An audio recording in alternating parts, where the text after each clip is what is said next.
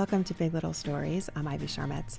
Several years ago, a good friend of mine was raising money for the Leukemia and Lymphoma Society of New Jersey, and I went to a couple of her fundraisers just to support and show my appreciation for the work she was doing. And I was so moved when I learned about the Leukemia and Lymphoma Society and the impact that it was having, not just on blood cancers, but actually on all cancer treatments. I'm very proud to say that since then I've been very involved with LLS. So I'm incredibly excited to welcome the Executive Director of the Leukemia and Lymphoma Society, Jana Boyer. Thank you so much for being here, Jana. I'm so excited to talk to you.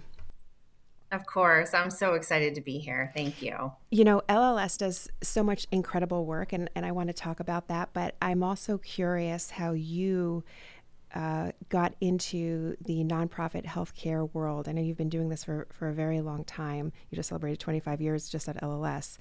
So Yeah. how did this work come to you? You know, it's interesting. I went to college to be a journalist, wanted to be a writer, wanted to work in the news.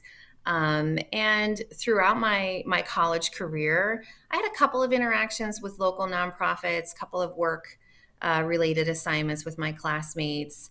It wasn't until my senior year we had a project to do for our public relations class. We were assigned to do a year-long fundraising plan and communications plan for an organization called Gilda's Club. Mm. Um, and it was through that experience that I really started to get interested in what that type of career or that kind of work could look like for me. I also interned at the Children's Hospital of Philadelphia during my college career. And so those two things combined really started to open my eyes a little bit to what some of those other career paths and opportunities might be beyond writing, beyond public relations that I was studying at the time. Fast forward several years after graduation, there was a job posting that I really just happened upon, that the Leukemia and Lymphoma Society was opening a small branch office where I lived. And I thought, I don't know, let's go check this out and see what this is about. And truly, 25 years later, the rest is Wow. history. You know, one of the things that kind of fascinates me about this industry, this field of work, is it can sometimes feel a little overwhelming because it feels like there's so much work to do. And one of the things that I've always admired about you, Jana, is you sort of make everyone feel like as long as you are showing up and participating, you are doing good and you are helping us all make progress. But do you get a sense that this is just an overwhelming, when you talk about finding a cure for blood cancer or cancer in general, it feels a little daunting, I would say? Sometimes it can be daunting when you think about all of the work that needs to be done, all of the patients that really need our help and support.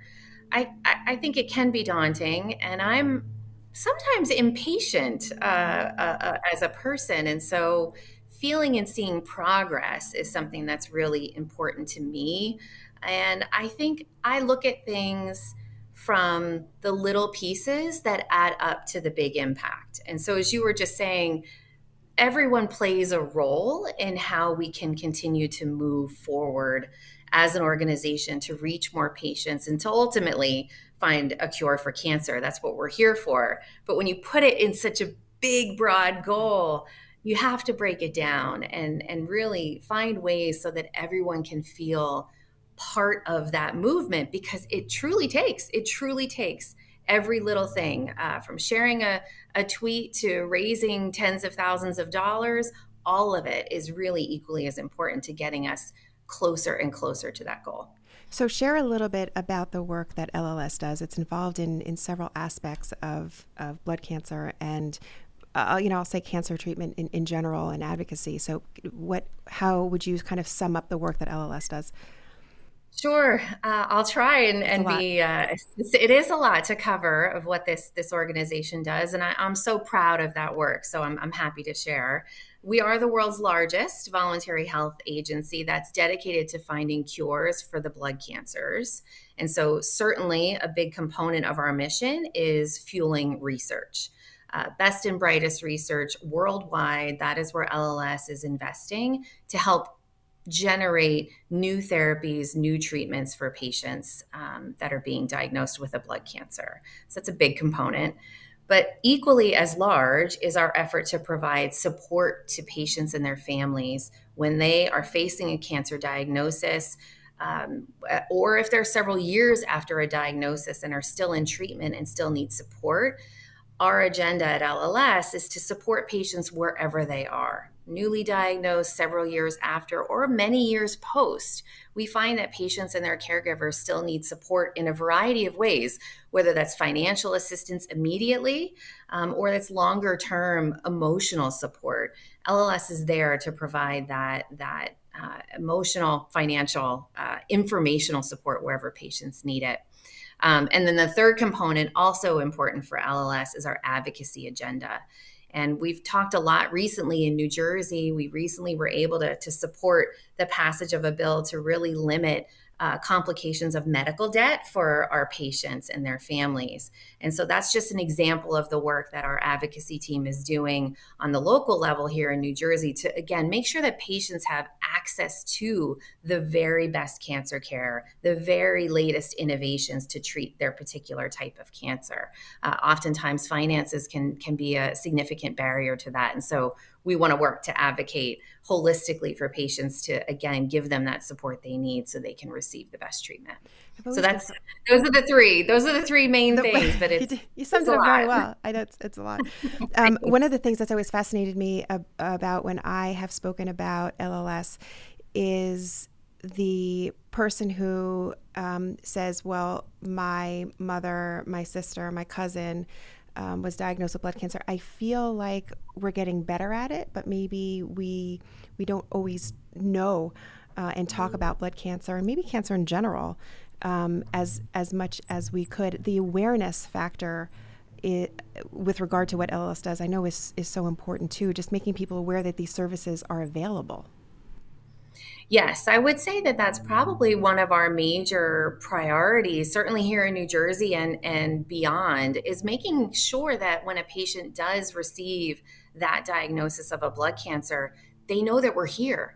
And that's why, going back to your original question, every little piece that someone can do to help ensure that they're knowledgeable about LLS, know to refer a patient to our resources if they come across someone who has a new diagnosis, that's really critical. That's really important that we're talking about the organization, what we have available for patients, so that people aren't struggling and aren't sort of walking around in darkness in order to find their way, that they know that they have a resource to turn to.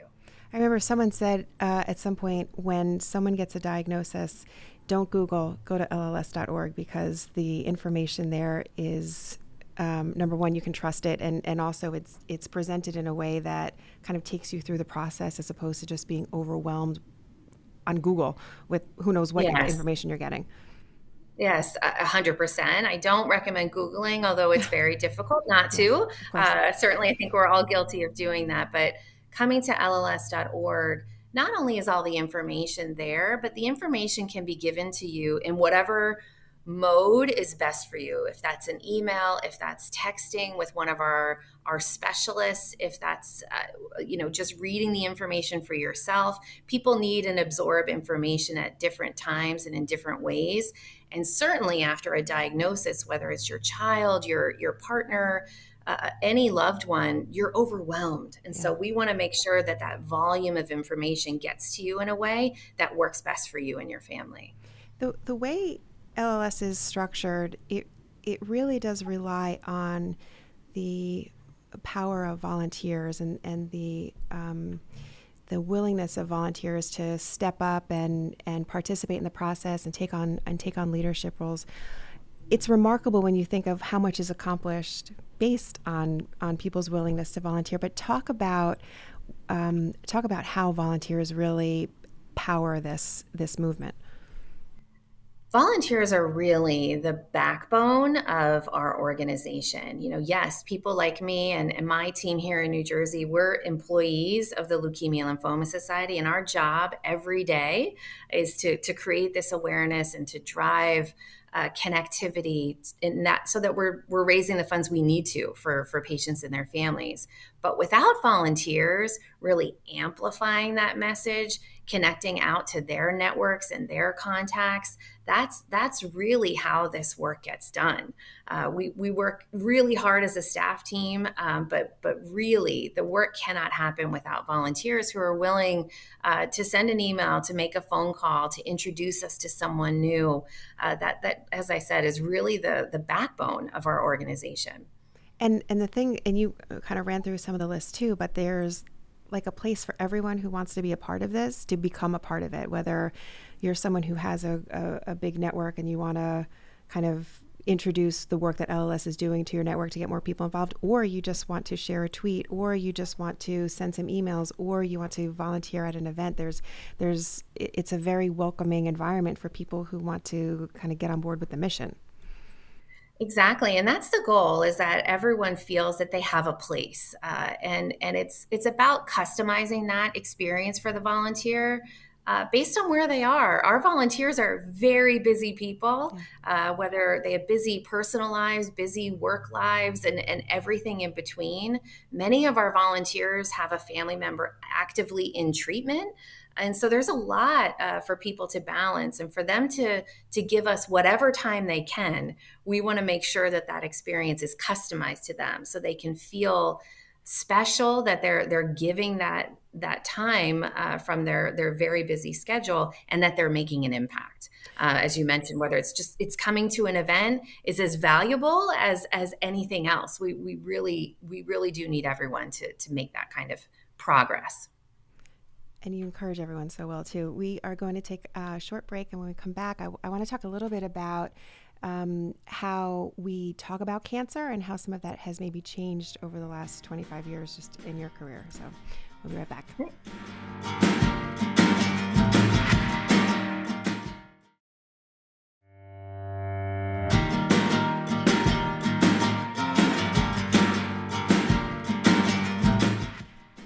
Jana, because you've been doing this for 25 years just at LLS, I'm sure there have been changes that you've seen in addition to, I mean, obviously there have been huge advancements in the way we treat cancer, blood cancer in particular, but also cancer in general. What are some of the things that stand out to you in terms of what has changed? I mean, it's a quarter of I don't want to make you feel old. I'm in the boat with you, but it is a quarter of a century. Yes. It is a long time. I think patients are increasingly looking for ways to share their experience, to share their story with others.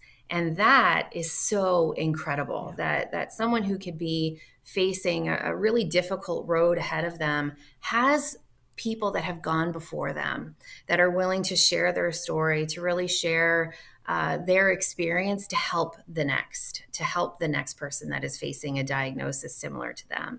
And I think that's really remarkable. Some of the social media, those resources that we have now that we did not have 25 years ago when I started with the organization, has really helped to amplify those patient voices, those patient experiences in a way that we just couldn't do 25 years ago. LLS has great peer-to-peer resources for patients to match someone who has experienced a same or similar diagnosis, either themselves or with a child or a loved one. We used to do that all over the phone 25 years ago, but now there are webcasts, there are podcasts, there's all sorts of ways that we can connect those patient experiences together to really support the cancer community at large. And it's so important, I think, to talk about cancer. It feels, to me at least, that recently, kind of as you just mentioned this, people have been more open about it and more willing to really share. And I've heard people, you mentioned the peer-to-peer program. I've heard people who have benefited from that peer-to-peer program who say that there's something about listening to someone say, I know exactly what you're going through, and I'm on Yes. the other side now, and I'm okay, and I will kind of help you walk through the steps to make sure you're going to be okay too. There's like, when you think about how powerful that is, it's amazing. Absolutely. The side effects, the emotional toll, the financial toll that we were talking about earlier, that's heavy, Yeah. very, very heavy for people to carry. And seeing someone that has gone through, as you said, the same thing and is on the other side, whether it's several years past their treatment, they're doing really well.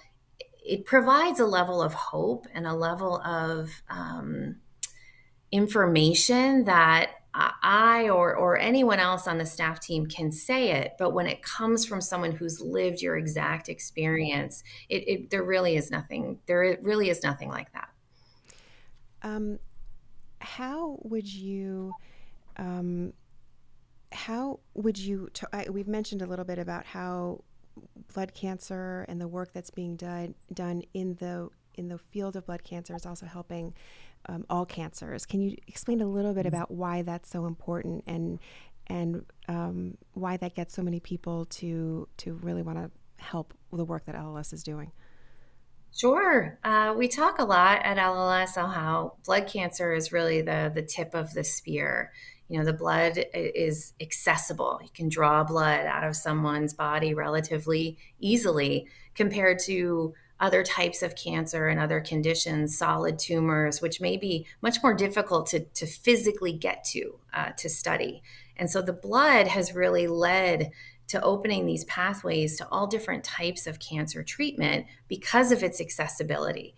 And I think that that's really something powerful for volunteers and supporters to know and think about, that their support of our organization really does lead to new therapeutical development for other types of cancer, because it's truly the most accessible form of cancer. And so it's exciting to think about it in those terms, that those types of developments can come more quickly for other cancers as well, which is really exciting. How do you deal with the emotion that goes along with this job? I mean, this is not a typical job where you kind of, check in the morning and check out at night. I know that you get very close sometimes to the people who have been patients, or mothers of pediatric patients. How do you handle all of that? This is a very emotional. It's from where I'm sitting. It's a very emotionally tolling job. There is a lot of emotion with this role, and I've been with this organization for a long time, and terribly have seen far too many people pass away from their blood cancer, children, adults of all ages, and you do mourn that and grieve that every time, because there is that renewed sense of pressure, renewed sense of, we have to fix this, we can't let this happen again. And so balancing that emotional weight with moving forward with our day-to-day work, it is something that takes time. I do remember early on in my career, there was a little girl who passed away from leukemia, and it hit me incredibly hard, because 25 years ago I was much younger and hadn't experienced a lot of that type of loss of a child, and it is soul crushing every time. It is something that you never get over. It is something that stays with you, but for me is also that motivator that we are just not done. While there is still a lot of progress, there are still a lot of things to celebrate, new therapies, um, better survival rates for most types of blood cancers. That loss is still happening, and we just can't be done. And so that's the motivation for me, to keep moving forward. The job does not feel done. You mentioned that little girl. I feel like I can't have a conversation with you without asking you about the Dare to Dream project, because I think Mm. it's such a phenomenal, heartwarming, and just Talk about Dare to Dream. Sure. No, I would love it. It's one of my favorite subjects. So, the Dare to Dream project at the Leukemia Lymphoma Society is our 5-year initiative to focus specifically on pediatric blood cancer. And it's really shocking to think that there are so few new therapies developed specifically for children. And most children who are facing a cancer diagnosis are being treated with adult therapies. And so you can imagine the type of toll that can take on a tiny body when they're fighting for their lives. And so while we've had great progress in pediatric survival in certain types of leukemia, it often comes with a heavy health toll for the children later in life, for complicating health issues when they're older. There's another little girl, one of the first children that I met when I started at the Leukemia Lymphoma Society, Claire. She was 2 years old at the time. She went through her treatment, is now cancer-free. She's in her 20s. She's married, but she suffers from daily debilitating migraines. And her doctors believe that's a direct result from the cancer treatment that she received at such a young age. And so the Dare to Dream project is really rooted in this belief that we need to fuel and fund research to help bring new therapies specific for children, to help limit those side effects, to have treatment that is specific to them, because they're not adults. They're very, very different. And so we're excited about this project and where it will lead us, again, to more safer treatments for children. It's to help them to not just survive their cancers, but thrive in their lives afterwards. To thrive. Yes. Who's a good volunteer? Who are people that you look for to kind of come out and help you move this mission forward? I think good volunteers have an interest in doing something, people that really want to do something to help others, whether they have that direct connection to blood cancer or don't. They really just want to make an impact and they really want to help their broader community. That's a good volunteer. It's the willingness. Everything else can fall into place there based on their time, based on their network, and what they're really able to do and give. We can customize that for a volunteer, but it's the willingness. That's all it really takes, is someone who wants to help. And as someone who's been a volunteer and working with you for many years, it's an amazing experience. One of my proudest things that I get to say is that I've done a campaign with LLS, and now I'm very happy to be on the board of trustees. It's just a really amazing organization, and the work you do, Jana, is just incredible. So thank you for everything that you do to just really make the world a better place is what you're doing. So thank you for all that. Thank you. We're doing it together. Truly, it's volunteers like you, Ivy, that as I said, keep us moving forward. And me being on this podcast with you is going to reach more people, and it really is special and really will make a difference. So thank you. Well, my pleasure. We have been ending all of our conversations with what we're calling 3 big little questions, just to have a little bit of fun. Are you ready? We're going to do rapid fire. I'm ready. Okay. Great. All right, Jana, how do you get yourself out of a bad mood? I usually call my son, who's in college, or I call upstairs to our daughter, who is 16. And do they know you're in a bad mood, or you're just calling them to say hi? No, I don't usually tell them I'm in a bad mood. It usually just helps me, get out of whatever thing is in my head that is bringing me down at the moment, just to think about them and catch up with them a little bit. I love that. Okay. What is your go-to karaoke song? Oh, my goodness. Take a Look at Me Now by Phil Collins. Really? Yes, ma'am. We're going to have to do some karaoke soon so I can hear that. All right. There's so many beautiful places in New Jersey. What's one of your favorite spots in New Jersey? Oh, that's an unfair. My goodness. I will say I grew up going to the Jersey Shore, Ocean City specifically. So I'll stick to that. Nothing like the boardwalk in Ocean City for me. I love that. That's a beautiful place. One of my favorites too, as well. Jan, if someone wants to learn more about LLS, or they want to volunteer, what's the best way for them to do that? Best thing to do is go to our website, www.lls.org, and you can find all the information there. Would love to have any and everyone join us. Thank you, Jana. Thank you, Ivy. And that is it for Big Little Stories. I'm Ivy Sharmatz. I'll talk to you next time. Bye-bye.